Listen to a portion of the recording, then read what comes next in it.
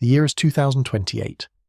High above the churning sapphire marble of Earth, suspended in the velvet stillness of the second Lagrange point, a lone technician sits within the pressurized womb of the 3i Atlas array.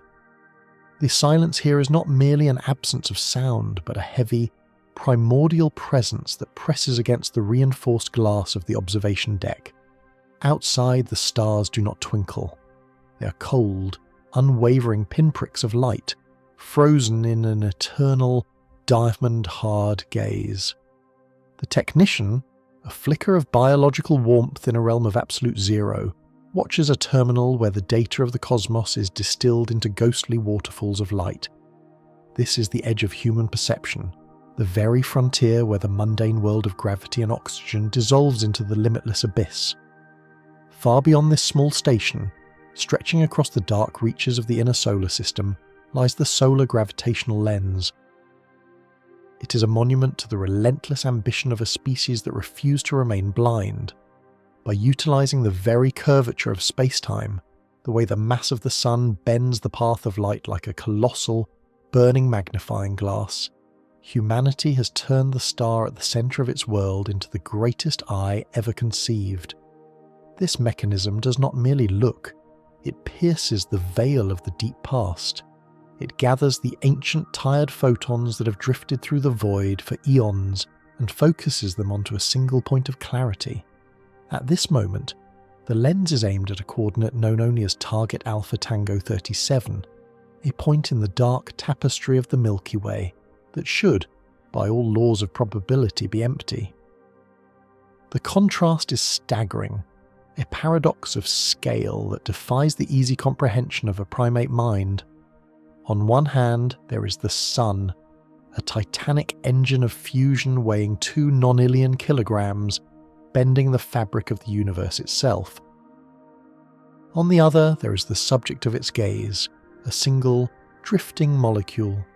This infinitesimal speck of matter, a fragile arrangement of atoms, was detected amidst the roaring background radiation of the galaxy. It is a grain of dust compared to a mountain, yet it is the most significant object in the known universe. To find it is like attempting to hear a single whisper in the heart of a supernova. As the technician monitors the feed, the realization begins to take hold. This molecule has travelled through the oblivion of interstellar space for millions of years. It has witnessed the birth of stars and the violent collapse of nebulae. It has drifted through the freezing shadows of rogue planets and the radioactive fury of pulsar winds. While empires rose and fell on Earth, while the first ancestors of humanity crawled from the tides of ancient seas, this molecule was already on its inexorable journey toward this specific point in time and space. It is a relic of an epoch that predates the very concept of history. It is a messenger from the deep time of the cosmos, a tiny chemical letter sent across the light years, finally arriving at its destination. The scale paradox is the cruelest joke of the universe. We inhabit a narrow sliver of reality, sandwiched between the incomprehensible vastness of the galactic void and the dizzying complexity of the subatomic. Our lives are measured in decades, a blink of an eye when compared to the life of a red dwarf or the decay of a proton. Yet, here, in the year 2028, the bridge is crossed. The massive machinery of the solar lens captures the microscopic ghost of a distant world. The technician feels a sense of profound insignificance, a chilling awareness of how small the human story truly is. We are but a momentary spark in a cold, indifferent symphony of physics. Everything we have ever known, every war fought, every poem written and every tear shed, occurs within a thin skin of atmosphere on a world that is less than a speck of dust in the grand architecture of the abyss. This molecule at target Alpha Tango 37 is a reminder of that truth. It does not care for human names or human boundaries. It is a remnant of a process so vast and so old that it renders our existence almost entirely invisible. And yet, there is a strange, melancholic optimism in this discovery. For all our frailty, for all our briefness, we have built a sentinel capable of catching this letter from the void. We have reached out into the silent dark and demanded to see. the data continues to stream, a silent unravelling of secrets. The 3i Atlas array hums with a low electric vibration, the only sound in the technician's world. Outside, the sun continues its eternal burn, its gravity reaching out like invisible fingers to grasp the light of the stars. The molecule is no longer just a speck, it is a signature, a proof that the universe is not a sterile graveyard, but a tapestry woven with the potential for something more.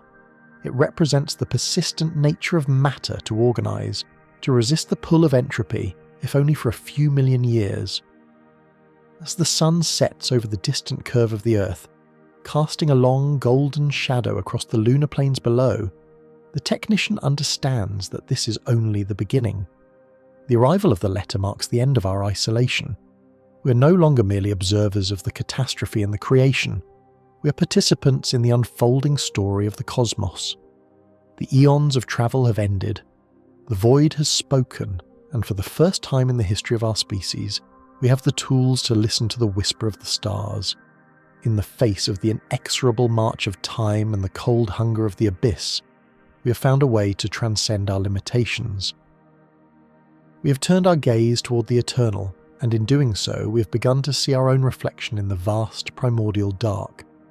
To witness the invisible, the human species had to construct the impossible.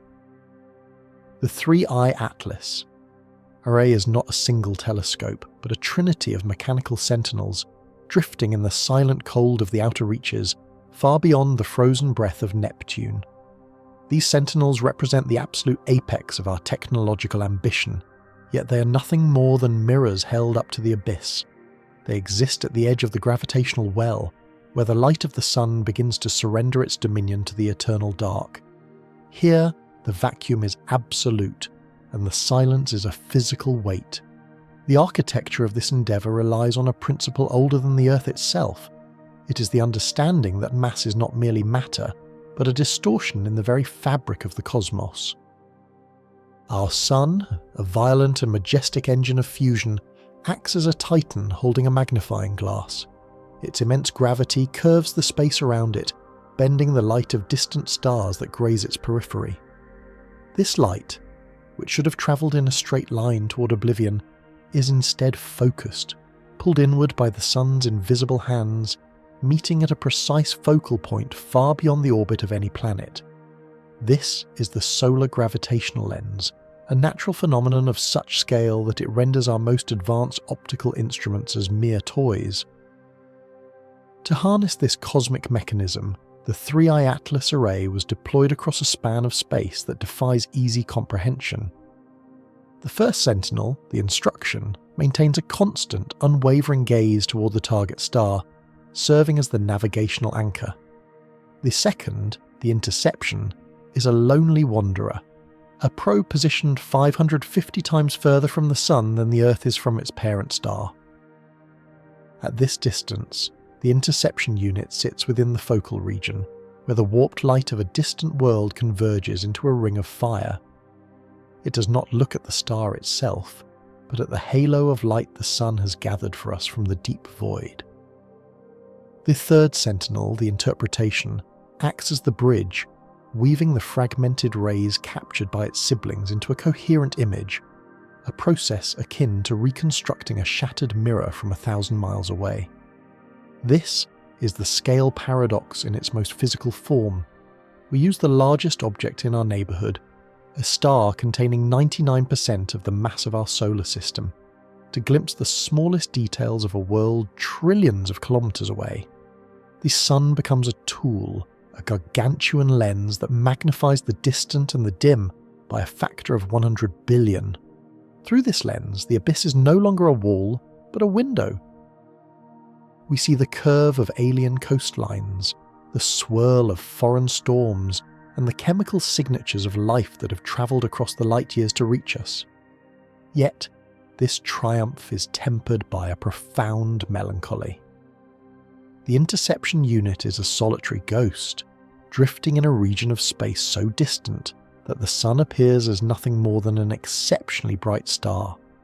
It is a sentinel of the void, operating in an environment where the temperature hovers just above absolute zero and the signal from Earth takes more than 3 days to arrive. There is no hope of return for these machines. They are sent into the dark to die, their only purpose to send back the whispers of a universe that does not know we exist. They are the heralds of our curiosity, cast into the inexorable current of entropy.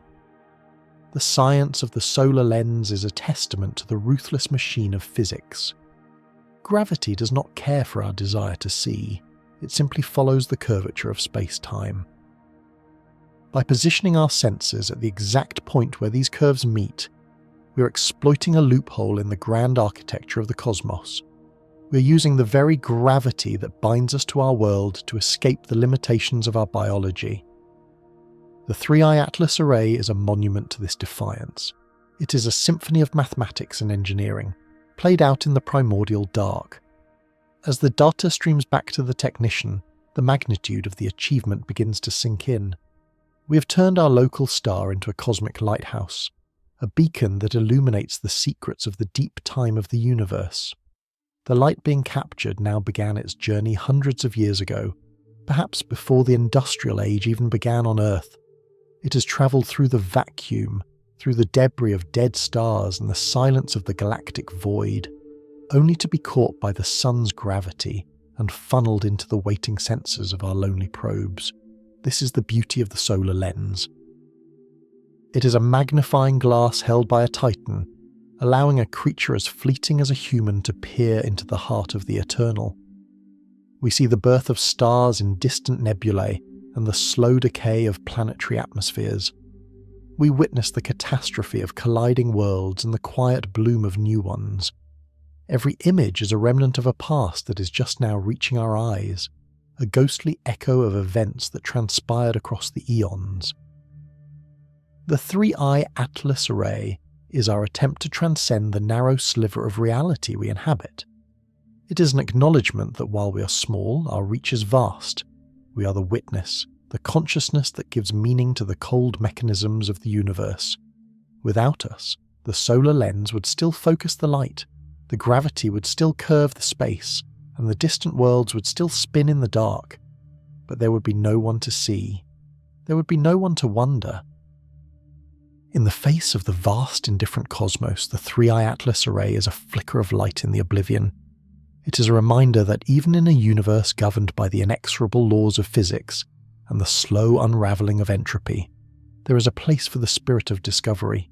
We have built a sentinel at the edge of the world, and through its eyes we see a tapestry of infinite complexity and haunting beauty. The void is no longer silent. It is filled with the stories of 1 billion suns, and for the first time we have the tools to read them. As the interception unit continues its journey further into the dark, the images it sends back become more vivid, more haunting. We see the glint of oceans on a world 100 light-years away. We see the shadow of a moon passing across the face of a gas giant. Each frame is a miracle, a victory over the tyranny of distance.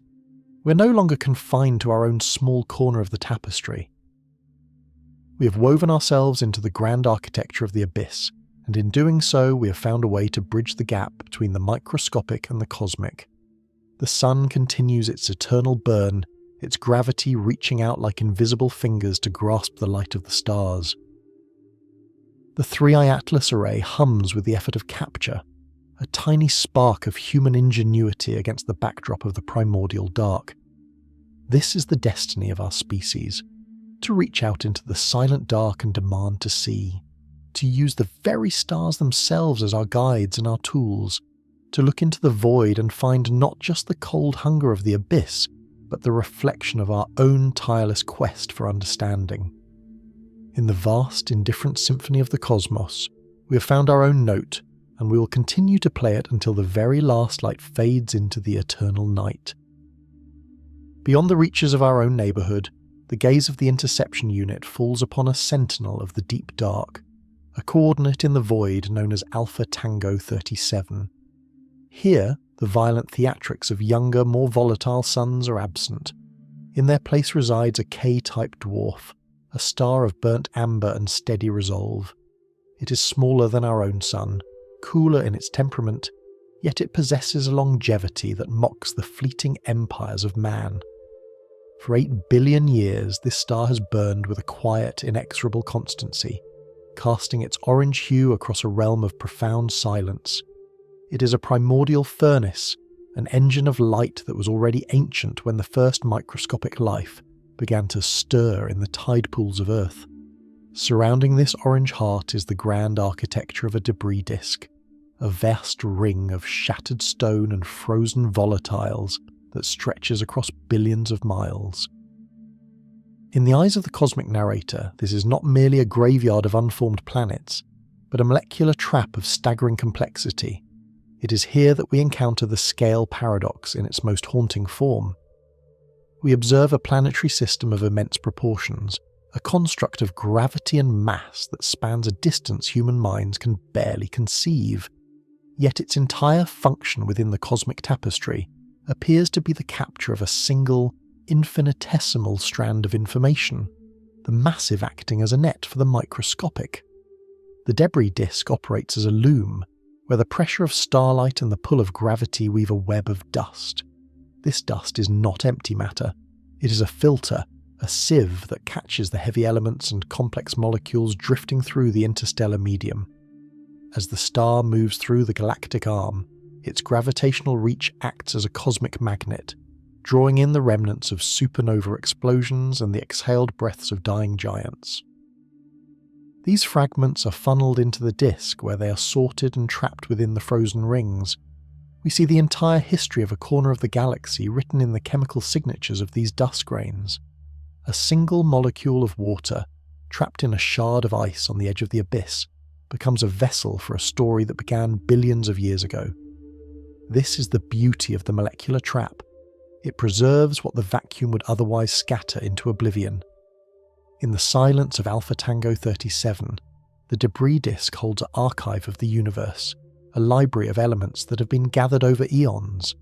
The scale paradox becomes undeniable when one realizes that the stability of this massive multi-billion-year-old system serves to protect something as fragile as a sequence of molecular bonds. It is as if the universe constructed a cathedral of stone and fire simply to house a single grain of sand. To look upon this system is to realize that in the grand mechanism of the cosmos, the distinction between the vast and the minute is an illusion of our own limited perception. To the star, the movement of a planet is a heartbeat. To the planet, the accumulation of dust is a transformation. Contrast this cosmic stillness with the frantic, stuttering timeline of human history. While Alpha Tango 37 burned with its steady orange light, the Earth was a molten hellscape, then a frozen wasteland, then a lush garden. Entire civilizations rose from the dust, mastered the forge and the atom, and crumbled back into the soil in a span of time that would not even constitute a single season in the life of this K-type dwarf. The rise and fall of Rome, the Industrial Revolution, the Digital Age, all occurred within a blink of the star's eye. We are creatures of the moment, haunted by the brevity of our existence, yet we have turned our gaze toward a system that has known nothing but the slow, rhythmic dance of its rings for more than 8,000 million years. The stability of Alpha Tango 37 is its greatest gift to the witness. In a universe defined by catastrophe and the slow unravelling of entropy, this system is a monument to endurance. It does not suffer from the erratic flares of its smaller red cousins, nor does it face the rapid, explosive death of the blue giants. It simply exists, a persistent flame in the dark, gathering the whispers of the cosmos into its molecular net. The interception unit watches as the light of this star filters through the debris, revealing the chemical fingerprints of distant worlds and the silent movement of icy sentinels. Every photon that reaches the sensor is a remnant of a process that has been refined over an epoch. We must contemplate the nature of the trap itself. It is a mechanism of capture, but it is also a mechanism of preservation. The void is a hungry thing, a vast expanse of nothingness that seeks to dilute and dissolve all structure. Entropy is the inexorable law that dictates the decay of all things. Yet here, In the shadow of an orange dwarf, the universe has found a way to resist the pull of the abyss. By concentrating matter into a disk, by trapping molecules in the cold embrace of gravity, the system creates a sanctuary for complexity. It is a small victory against the silence, a way for the universe to remember itself. As we peer deeper into the tapestry of the star system, we see the remnants of failed worlds, planets that never were, orbiting in a symphony of frozen stone. These are the guardians of the molecular trap, the shepherds of the dust. They have remained in their paths for eons, undisturbed by the cataclysms that characterize more crowded sectors of the galaxy. This stillness is what allows the net to remain intact. In the volatile regions of the cosmos, where stars are born in clusters and die in fire, the information is lost, shredded by the violence of the environment. But here, in the lonely reaches of Alpha Tango 37, the story is allowed to persist. We are the latecomers to this spectacle. We are the fleeting consciousness that has arrived at the end of a long and silent vigil. Through our probes and our arrays, we have extended our reach to touch the edge of this cosmic net. We have become the interpreters of the code trapped within the dust. It is a humbling realization to know that the light we are seeing began its journey toward us long before the first city was ever built, travelling through the void with the weight of ages behind it. We see the star not as it is, but as it was, a ghostly image preserved by the tyranny of distance. The entire history of the universe is a struggle between the forces of creation and the void. In systems like Alpha Tango 37, we see a rare moment of equilibrium. The star provides the energy, the gravity provides the structure, and the debris disk provides the memory. It is a masterpiece of cosmic engineering, functioning without intent or design, yet achieving a level of permanence that our species can only dream of. We are the witnesses to this silent operation, the ones who give a name to the orange light and a meaning to the molecular trap. Without us, the net would still be full, the star would still burn, and the debris would still swirl, but the story would remain unread. In the face of such vast and enduring beauty, our own struggles seem like the buzzing of insects in the summer heat.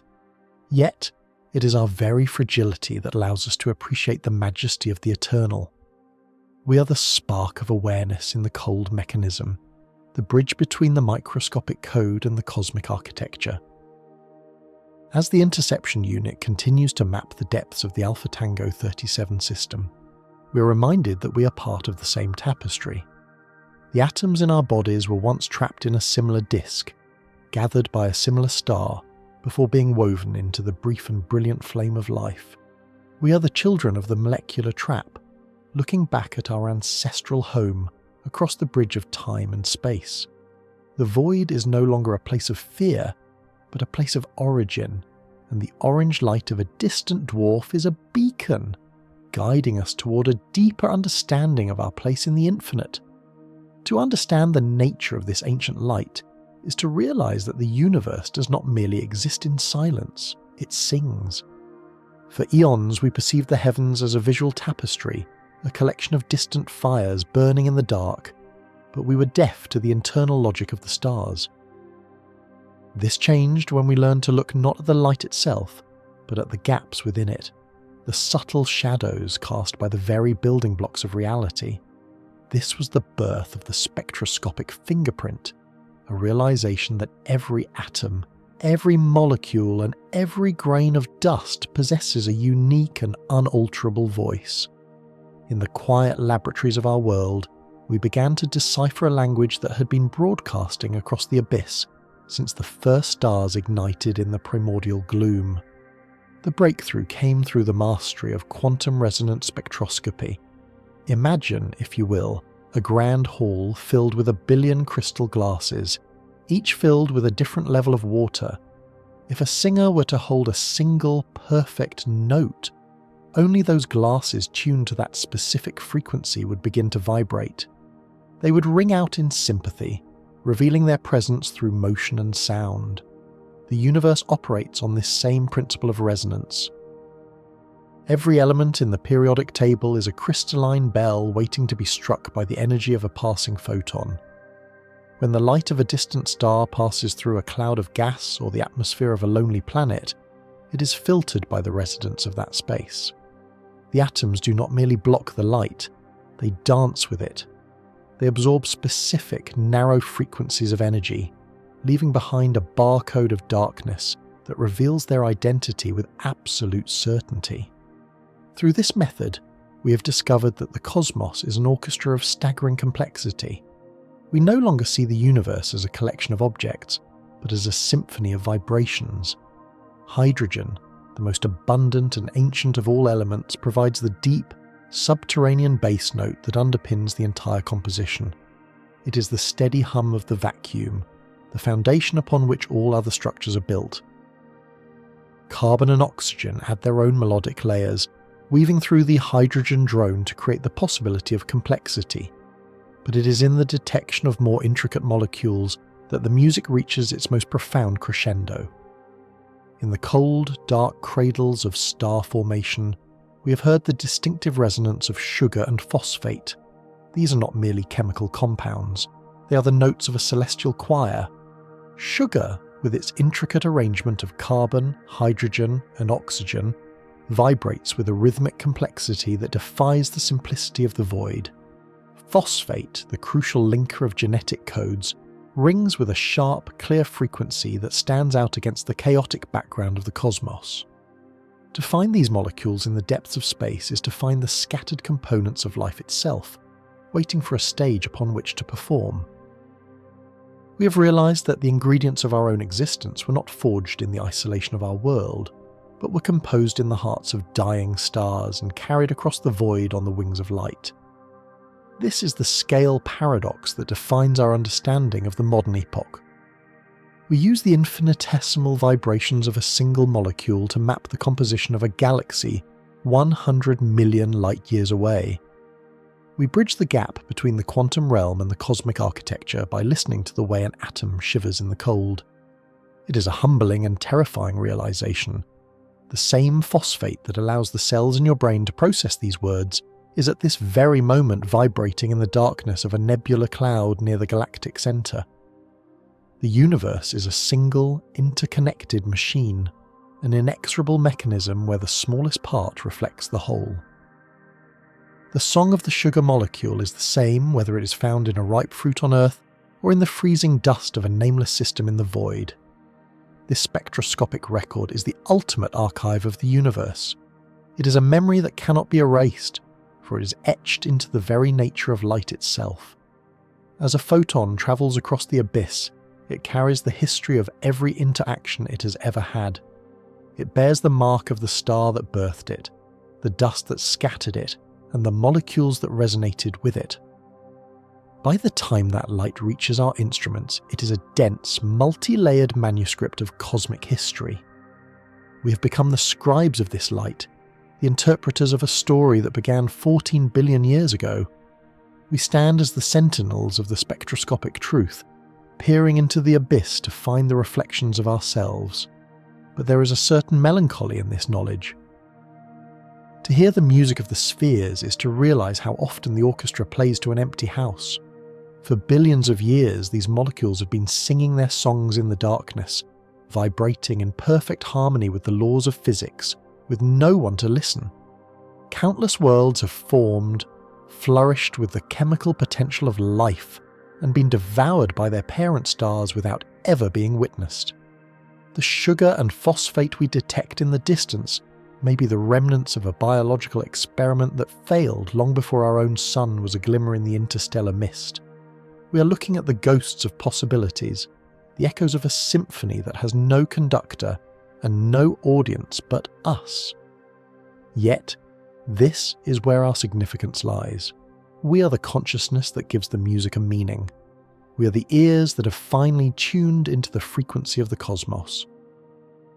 In the vast and indifferent mechanism of the universe, our ability to decipher the spectroscopic fingerprint is a small act of defiance against the encroaching oblivion. We have taken the silent, cold light of the stars and translated it into a poem of chemical potential. We have looked into the void and found not an empty abyss, but a crowded room full of familiar faces. The sugar and the phosphate are our kin, the primordial ancestors of our own physical forms, and their resonance is a reminder that we are never truly alone in the dark. As we continue to map the heavens, the tapestry becomes ever more intricate. We find the fingerprints of water in the atmospheres of scorched giants, the signature of methane in the frozen wastes of the outer rim, and the unmistakable hum of complex organics in the heart of the galaxy. Each new discovery is a new note added to our understanding of the cosmic arrangement. We are moving toward a complete transcription of the universal song, a total realization of the forces that shaped us. The abyss is no longer a place of mystery, but a place of information, a vast library of light waiting to be read. In this phase of our journey, we have transitioned from mere observers to active participants in the cosmic narrative. By understanding the vibrations of the smallest particles, we have gained a measure of mastery over the largest scales of existence.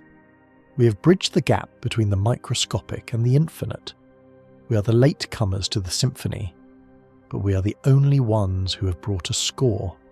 As the light of distant suns continues to wash over our world, we will keep listening, kept wrapped by the inexorable beauty of the vibrational truth. We are the witness to the music of the spheres, the brief and brilliant flame of awareness that finally heard the song of the stars.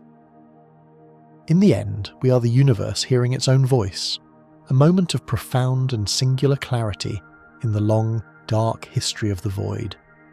Yet the vocabulary of this cosmic song is far deeper than the simple rhythms of our own terrestrial biology.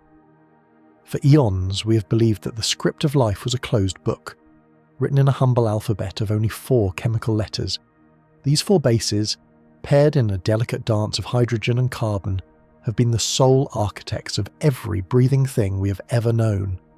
From the first single-celled wanderers in the primordial soup to the complex consciousness that now peers back at the stars, the entire history of earthly life has been a variation on a single, narrow theme.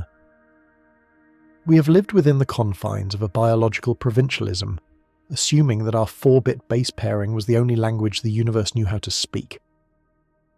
But as we cast our gaze further into the abyss, we find that we are surrounded by a shadow code, a more expansive and alien grammar that mocks our simplicity. In the cold, silent reaches of the interstellar medium, within the vast nebulae that cradle the birth of suns, the universe is composing with a far more complex ink.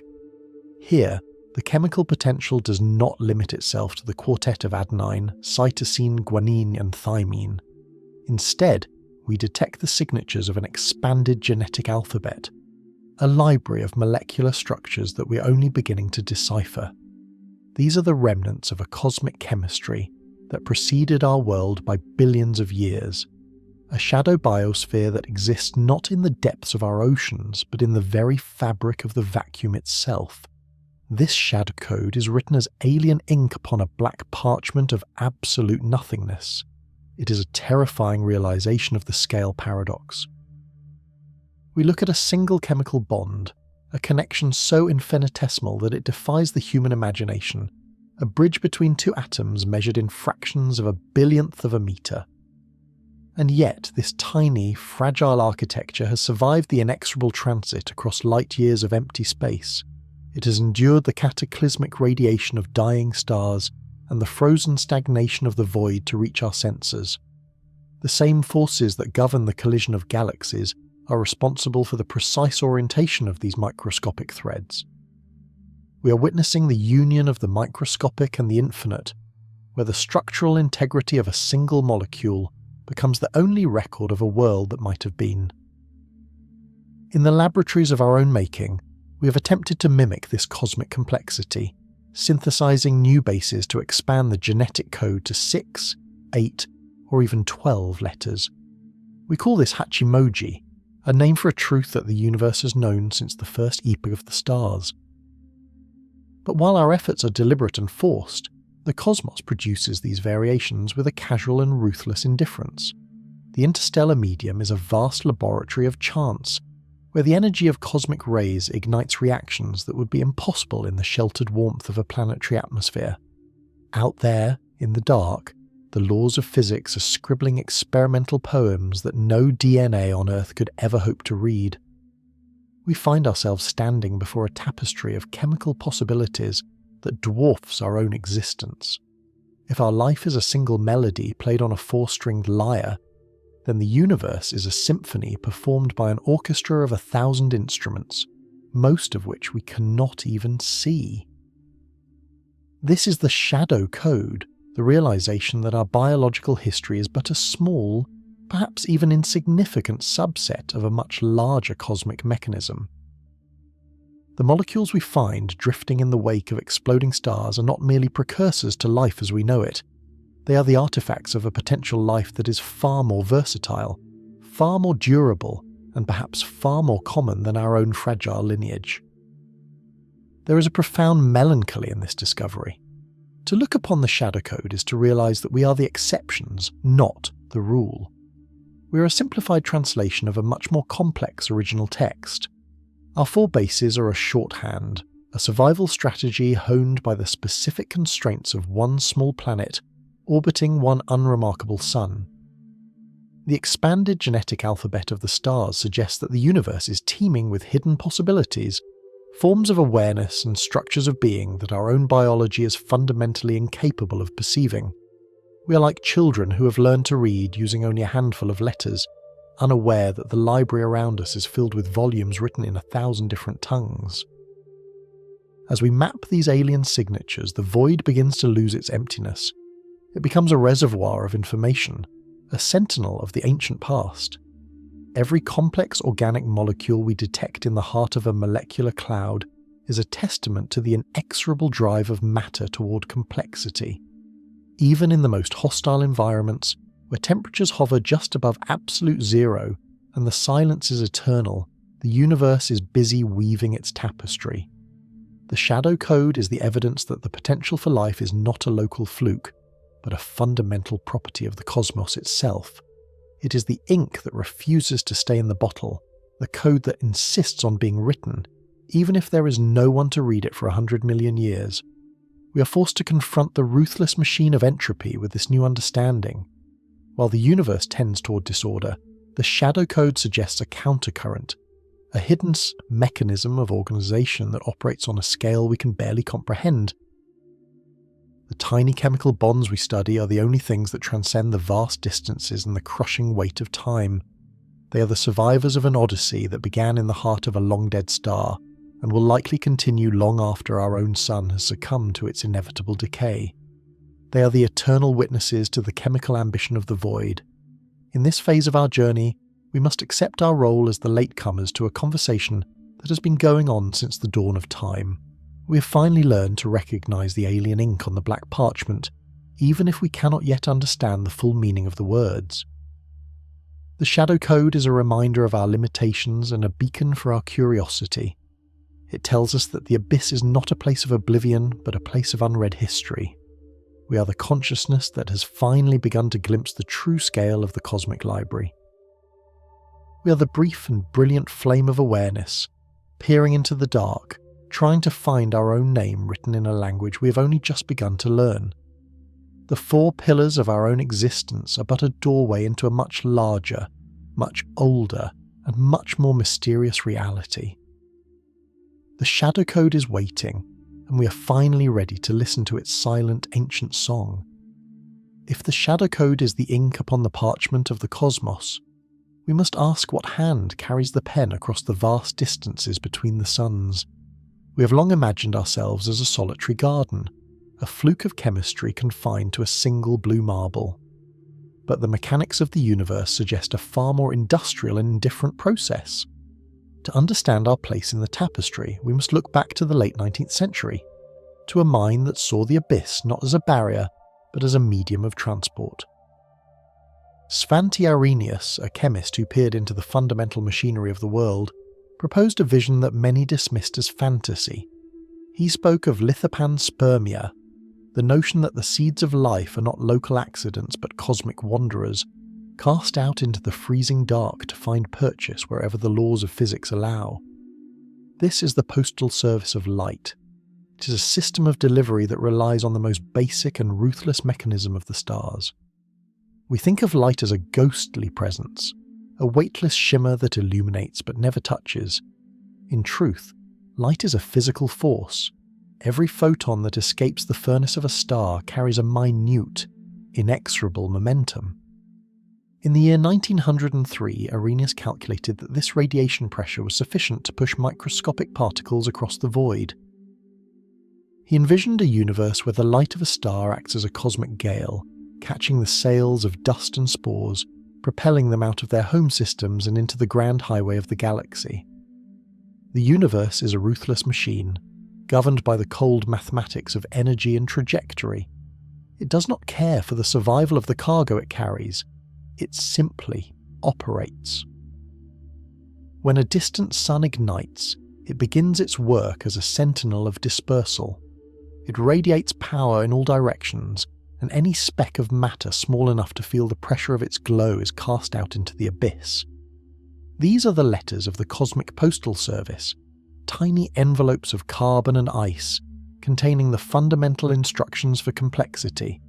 They drift for eons through the silent halls of the vacuum, shielded by their own simplicity, waiting for the gravity of a new world to pull them from their path.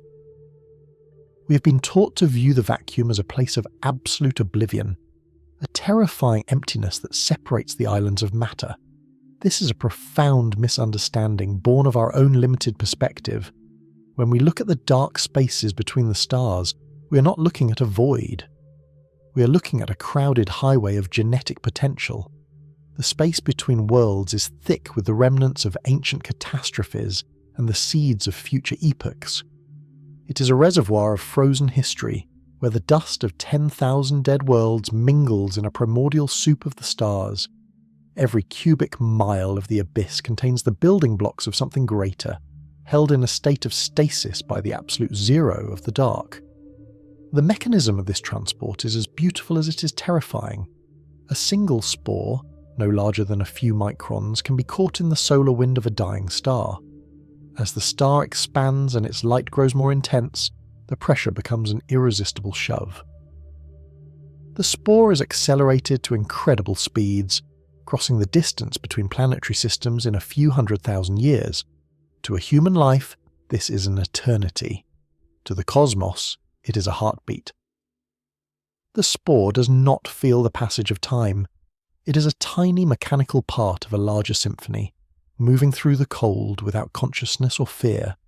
It is the messenger of an ancient code, unaware of the message it carries. This vision of the universe strips away our delusions of uniqueness. If life is a passenger on the light of the stars, then the entire galaxy is a single, interconnected organism. We are not a lonely outpost of awareness. We are merely one destination on a vast and ancient delivery route. The molecules that make up our bones and our thoughts may have spent millions of years in the freezing dark, pushed by the radiation of stars that burned out before our own sun was even a cloud of gas. We are the recipients of a package that has been in transit since the dawn of time. There is a deep melancholy in this realization. It suggests that we are not the masters of our own destiny, but the products of a blind, mechanical dispersal. The ruthless machine of the universe throws out 1 billion seeds for every one that finds fertile ground. Most of these cosmic travelers are destined for a far darker fate.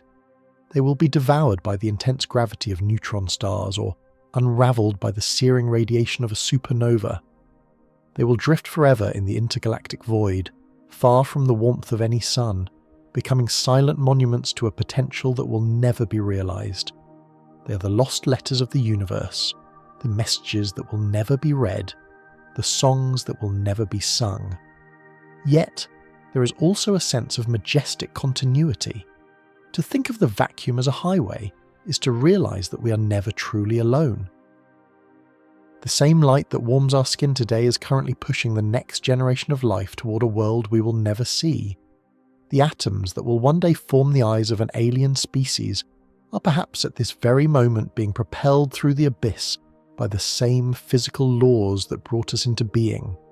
This is the eternal return of the cosmos, an inexorable cycle of movement and arrival.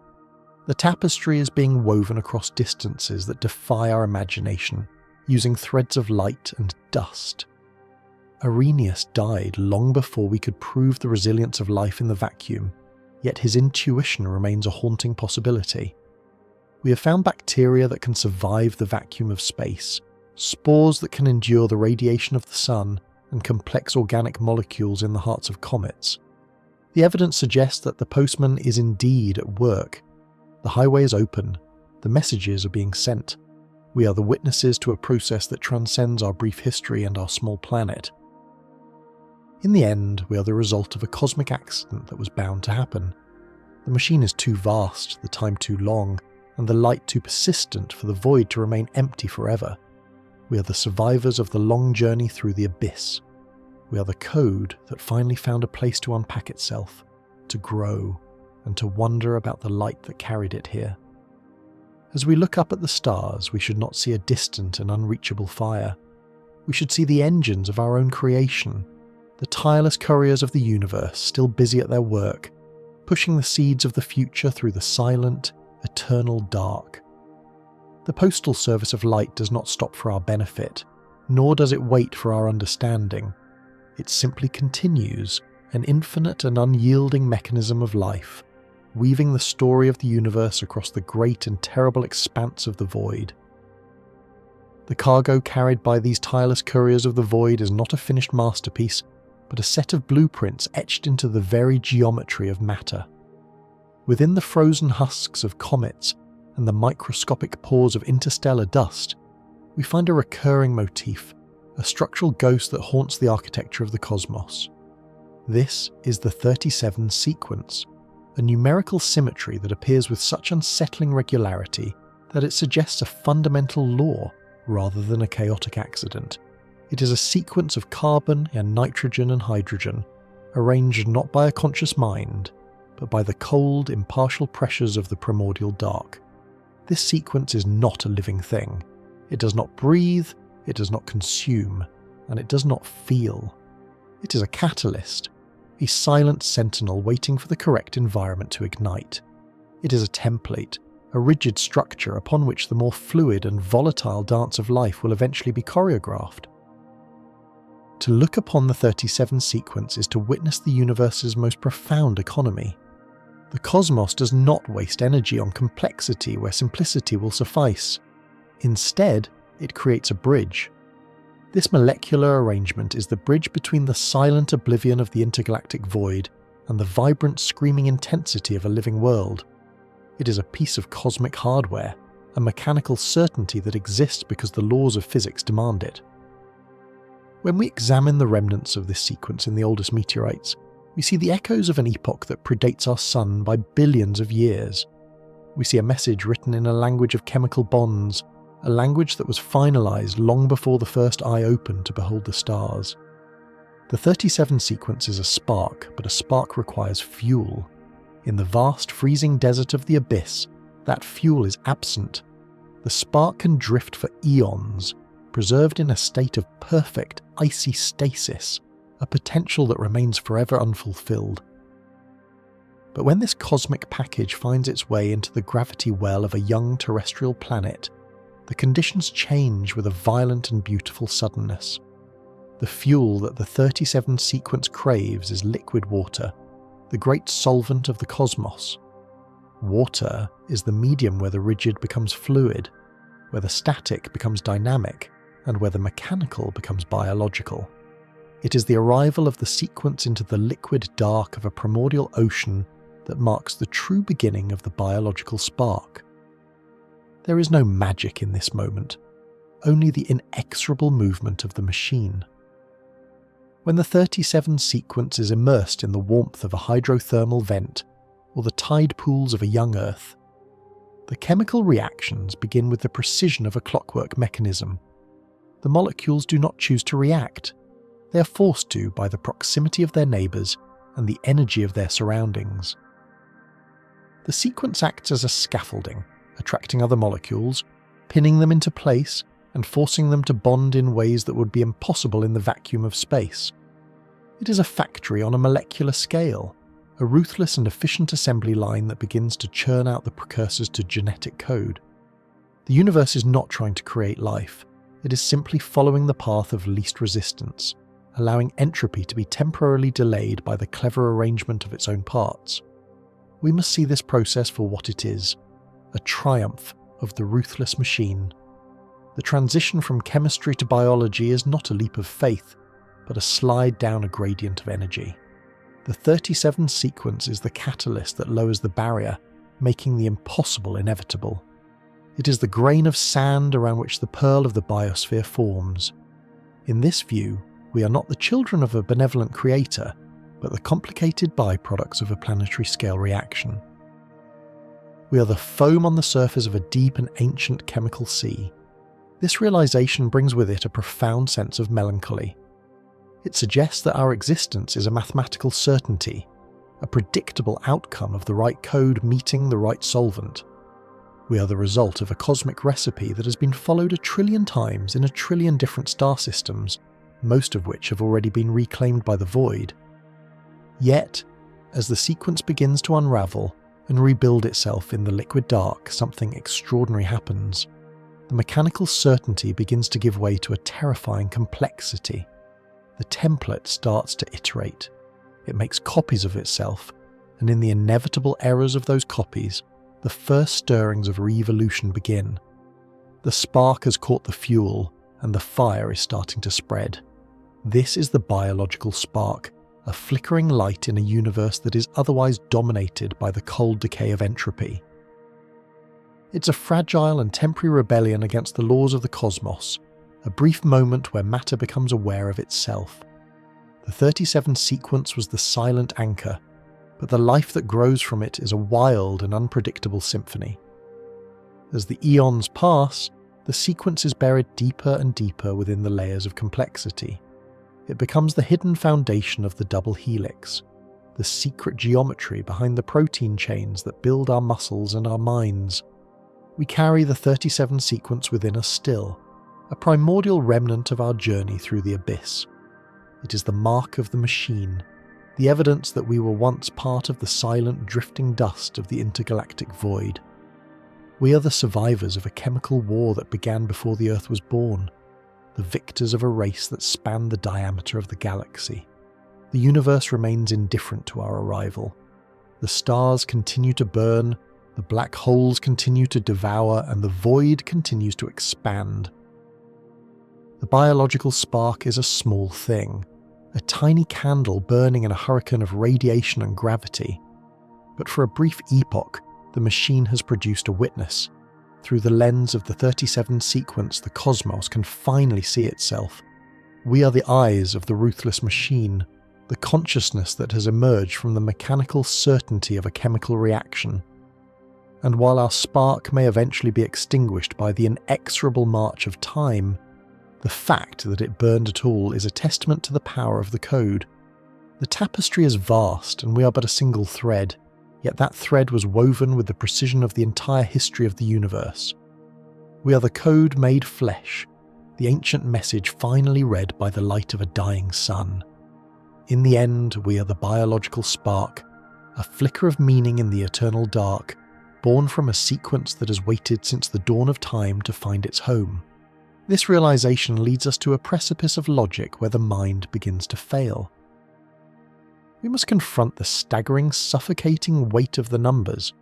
When we look at the intricate architecture of a single functional protein, we are not looking at a simple arrangement of matter. We are looking at a configuration so specific that the odds of its spontaneous assembly are practically indistinguishable from zero. If one were to take a vessel filled with the raw chemical precursors of life and shake it for the entire duration of the age of the stars, the probability of a functional sequence emerging by sheer thermodynamic accident is a number so small that the human tongue lacks the vocabulary to express its insignificance. It is the equivalent of a hurricane sweeping through a scrapyard and leaving behind a fully fueled starship ready for flight. To believe that entropy alone, left to its own chaotic devices, could have woven the tapestry of the 37 sequences to believe in a miracle without a deity. The universe is a vast and ancient place, but even within its billions of years and its trillions of cubic light-years of vacuum, the statistical clock does not have enough ticks to produce the complexity we find within our own marrow. This is the central tension of our existence. We are an impossibility that has nonetheless occurred. The ruthless machine of the cosmos operates on the principle of maximum entropy, a slow and inevitable descent into the heat death of the universe, where all structure is dissolved and all heat is equalized into a cold, grey soup. Yet, within this decaying mechanism, pockets of intense defiant order emerge. It suggests that the void is not merely a passive theatre for the drama of physics, but a medium that possesses a strange and terrifying intentionality. If the odds of our accidental birth are so low, we must consider the alternative that the spark was not a fluke of the dark, but a deliberate broadcast. We must weigh the possibility of directed panspermia, the notion that the seeds of the biological spark were not scattered by the wind of a passing comet, but were placed within the fertile soil of the primordial earth with a specific, inexorable purpose. Consider the difference between a message in a bottle cast into the ocean and a satellite beamed directly toward a waiting receiver. The former is a victim of the currents, a toy for the waves of chance, likely to be crushed against the rocks or lost in the lightless depths of the abyss. The latter is an act of will, a piercing of the silence by an intellect that understands the laws of the machine and seeks to exploit them. If the 37 sequence is indeed a signature, it implies that we are the intended result of a cosmic experiment that began in a time before our sun was even a glimmer of heat in a collapsing gas cloud. It suggests that someone or something understood that the universe is a ruthless machine and decided to build a ghost within it. They did not fight the laws of physics, they used them as a forge. They understood that gravity would pull the dust together, that chemistry would provide the solvent and that time would provide the canvas. All that was required was the code, a sequence of such perfect geometry that it would survive the journey across the light years and the battering of the eons. This perspective shifts our place in the history of the universe. We're no longer the lucky winners of a galactic lottery, but the late arriving guests to a banquet prepared by an absent host. The intentionality of the void does not imply a loving creator, for the machine remains indifferent to the suffering of the individual. Instead, it implies a cold and calculated persistence. The intelligence that may have sown these seeds is likely long dead, its own sun turned to a black cinder, its own civilization reclaimed by the inexorable march of time. We are the legacy of a ghost, a biological signal sent from a distant epoch to prove that once, in the eternal dark, there was someone else who looked at the stars and wondered. The machine does not care if the message is read, only that the message exists.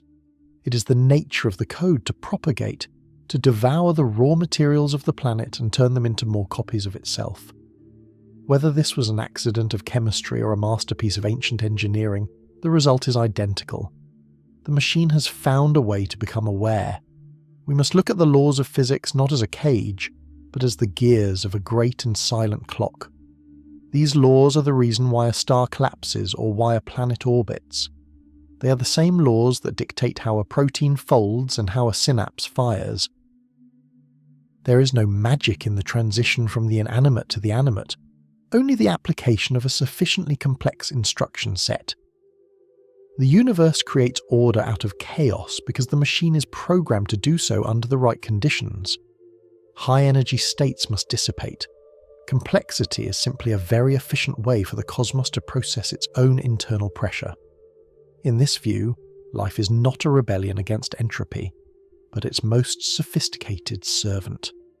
We are the heat exchangers of the abyss, the mechanisms by which the universe accelerates its own journey toward the final silence. The melancholy of this realization is profound. If we are the result of a directed intent, we are still only a means to an end. We're a biological technology, a self-replicating system designed to endure where the stone and the metal cannot. The void is not empty. It is filled with the potential for such intentionality. Across the vast distances between the galaxies, other sparks may be flickering into existence, each carrying its own version of the ancient code, each believing itself to be unique and miraculous. But the ruthless machine knows no favourites. It will allow the spark to burn as long as there is fuel, and when the fuel is spent, it will snuff the flame without a second thought. The intentionality of the void is not a promise of salvation, but a statement of fact. The code was written, the seeds were sown, and the machine continues to turn. As we peer back into the primordial mists of our origin, we see that the boundary between the natural and the artificial begins to blur. If the 37 sequence was engineered, then we are in a very real sense a form of ancient technology. Our thoughts, our loves, our desperate attempts to understand the cosmos are all functions of a program that has been running for billions of years. We are the eyes of a sentinel that has forgotten its mission. We look out into the abyss and see only silence, but that silence is the evidence of the machine's perfection. It does not need to speak to us, it has already shaped us. Every atom in our bodies has been processed through the hearts of stars and arranged according to the dictates of a sequence that defies the laws of probability. We are the witness to a cosmic mechanism that is both beautiful and terrifying. The intentionality we feel is the resonance of the code within us, the echo of a command given at the dawn of time. We are the survivors of the void, the remnants of a journey that began in the heart of another world. And while we may never know the face of the one who wrote the sequence, we carry their signature in every cell. The universe is a cold and lonely place, an abyss of infinite proportions, yet it has produced a mind that can contemplate the scale of its own insignificance. This is the ultimate irony of the ruthless machine. It has created a component that can feel the weight of the darkness, a thread in the tapestry that can see the hands that wove it. We are the intentionality of the void made manifest, a brief and shining moment of clarity in an eternity of mechanical certainty. As we move forward into the future, we carry the weight of this ancient legacy, knowing that we are both the dream and the dreamer, the message and the messenger, forever drifting through the silent eternal dark. For eons we have defined our existence by the boundaries of our isolation. We sat by the flickering campfire of our sun, staring out into the black sea of the night, convinced that we were a singular accident in an indifferent ocean. This was the era of the great loneliness, a period where humanity believed itself to be the only witness to the majesty of the cosmos. In the year 1960, a young astronomer named Frank Drake turned a massive metal ear toward the stars Tau Ceti and Epsilon Eridani. He was listening for a whisper, a rhythmic pulse, or any sign that the mechanical heart of the universe had produced a brother or a sister for our lonely species. But the machines returned only the hiss of primordial radiation, the static of dying suns, and the indifferent crackle of the abyss. We had begun to shout into the dark, expecting an answer, yet we were met only by the weight of an inexorable and terrifying silence. This silence became a haunting spectre, eventually known as the Fermi paradox. If the cosmos is a tapestry woven from billions of galaxies, each containing hundreds of billions of suns, then the simple logic of probability suggests that the void should be crowded. It should be a cacophony of civilizations, a bustling network of galactic empires, a symphony of voices calling out across the light years. And yet, when we look out, we see only the pristine, terrifying emptiness of a museum after hours. This is where the paradox of scale begins to crush the human ego. We have viewed ourselves as the protagonist of the cosmic drama, the main character in a story of discovery. But in the grand mechanism of the universe, we are perhaps more akin to a single spore on a vast, ancient continent, wondering why the rest of the land does not acknowledge our presence. We measure time in decades and centuries, while the universe breathes in epochs and eons. To the cosmos, our entire history is a spark that ignites and vanishes in the blink of a cosmic eye. We are a brief flicker of light in a room that has been dark for 14 billion years. We have spent the last century building ever more sensitive eyes and ears, hoping to catch a glimpse of a passing ship or a stray broadcast from a distant world. We have treated the void as a dark room where we are searching for a flashlight. But a profound shift is occurring in our understanding of the message. We were beginning to realise that we were not waiting for the mail to be delivered. We were standing in the middle of a post office, unable to read the addresses on the envelopes. The information was never absent. It was merely encoded in a language we had not yet evolved to comprehend. The very atoms of our world, the sequences within our genetic code, and the strange mathematical precision of the laws of physics are the letters of a correspondence that has been waiting for a recipient since the dawn of the first epoch. We were shouting into the dark, demanding a sign, while the sign was already written into the marrow of our bones and the structure of our thoughts. Imagine a toddler wandering into the great library of Alexandria at the height of its glory. The child sees the scrolls as mere toys, the ink as meaningless stains, and the towering shelves as a playground of shadows. The child is surrounded by the wisdom of the ages, the secrets of engineering, the heights of philosophy, and the chronicles of lost empires. Yet, because they cannot read, the library is, to them, a silent and empty place. We are that toddler. We have looked at the light of distant quasars and the structure of the cosmic microwave background and seen only noise. We have observed the decay of isotopes and the dance of subatomic particles and seen only the cold workings of a machine. But as our consciousness matures, as we learn to decode the subtle vibrations of gravity and the intricate patterns of the quantum realm, the silence is beginning to unravel. We are realizing that the universe is not empty. It is saturated with intent. The mail has already arrived. It arrived billions of years ago, written into the very fabric of reality, waiting for a mind capable of perceiving the pattern within the chaos. This realization brings an end to the isolation, but it does not bring the comfort we expected. To discover that we are part of a vast ancient archive is to accept that we are small, fragile, and perhaps incidental to the primary narrative of the cosmos. We're no longer the lonely centre of the universe, but a late-coming witness to a symphony that has been playing for an eternity. The abyss is no longer a void, it is a repository. The darkness is not a lack of light, but a canvas covered in invisible ink. We have transitioned from the search for extraterrestrial intelligence to the realization of terrestrial insignificance.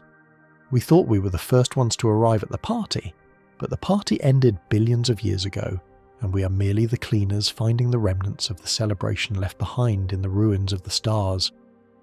The tragedy of the Sentinel is that it watches for an enemy that has already passed or a friend who has long since departed.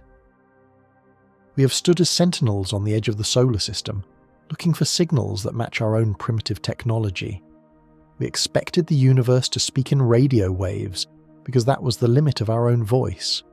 We expected the others to look like us, to think like us, and to occupy the same narrow slice of time.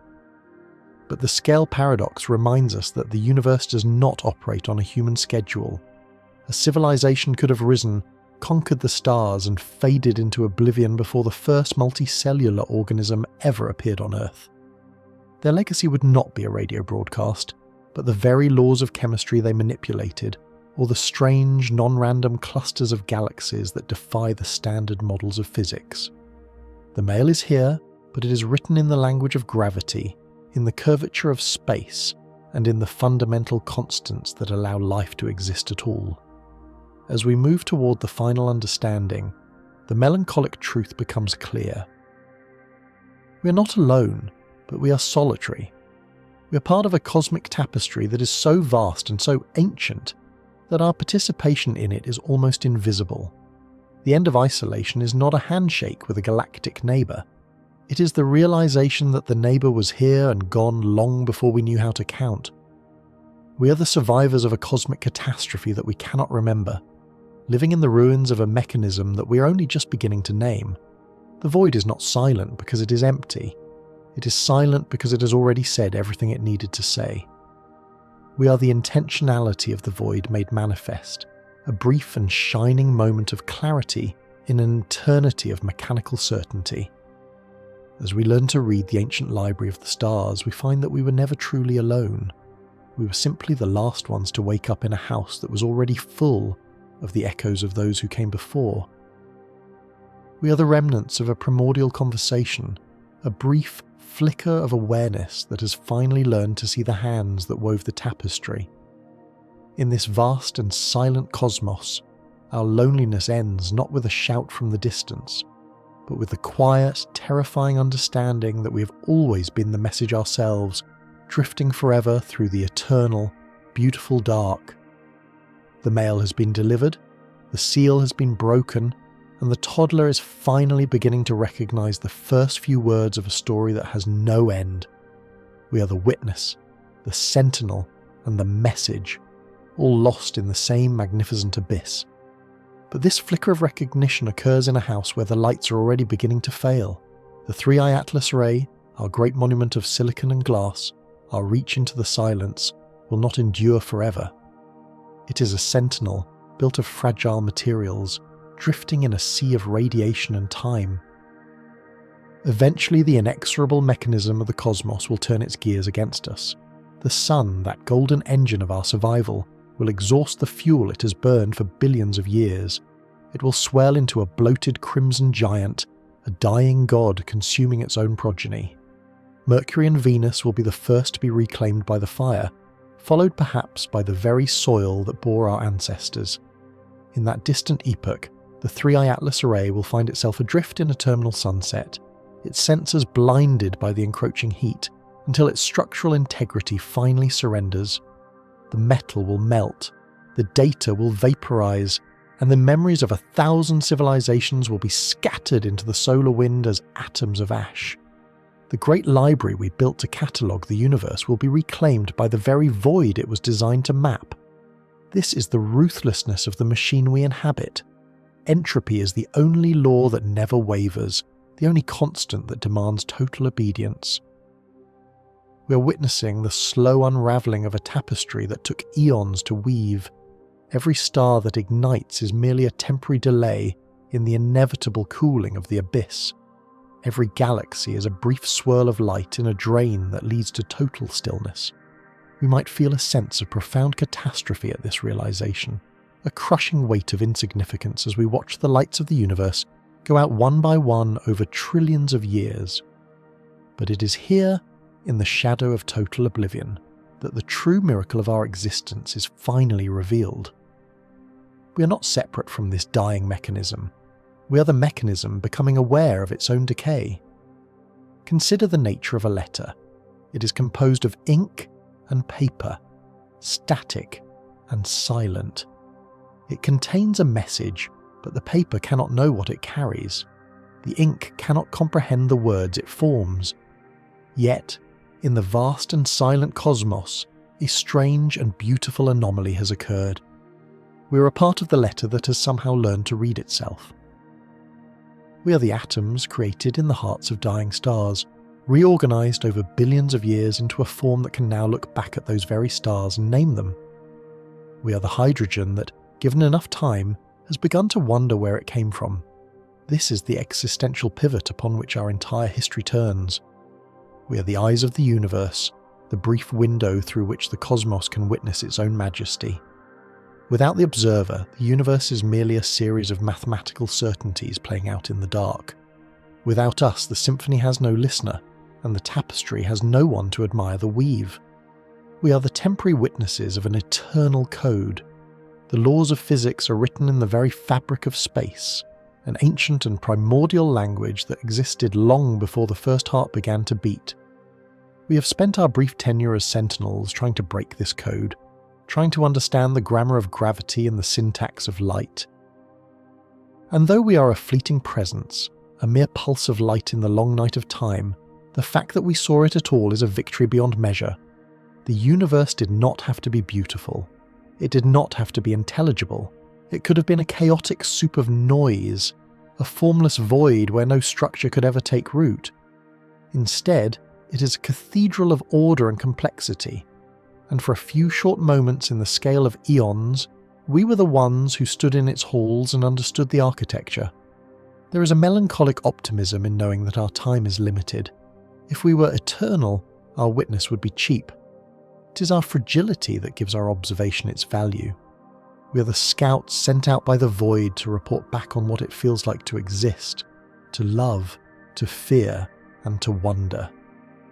When the sun finally fails and the 3i Atlas array is reduced to stardust, The message we read will not be lost. It was never written for the future, it was written for the now. We were the point where the universe finally achieved clarity, where the silent abyss finally found a voice to say, I am. As the stars drift further apart and the epoch of light begins to fade into the epoch of shadows, we can take solace in our role as the cosmic sentinel. We were here, we saw it. We stood on the edge of the abyss, and instead of turning away in terror, we built telescopes. We translated the light of dead suns into the language of poetry and mathematics. We are the remnants of a catastrophe that resulted in consciousness, a brief and shining moment where the code of the cosmos was transcribed into the experience of a soul. The void may be vast and it may be cold, but for 1 billion years, it was warm enough for a dream to take hold. We are that dream, a fleeting thought in the mind of the infinite, a part of the message that finally understood the hand that wrote it. The silence that follows will not be an empty silence. It will be the silence of a story that has been told and understood. We leave behind no monuments that can withstand the heat death of the universe, no records that can survive the final decay of the proton. But that does not matter. The purpose of the witness is not to endure, but to see. We have seen the birth of galaxies and the death of stars. We have felt the curvature of space and the stretch of time.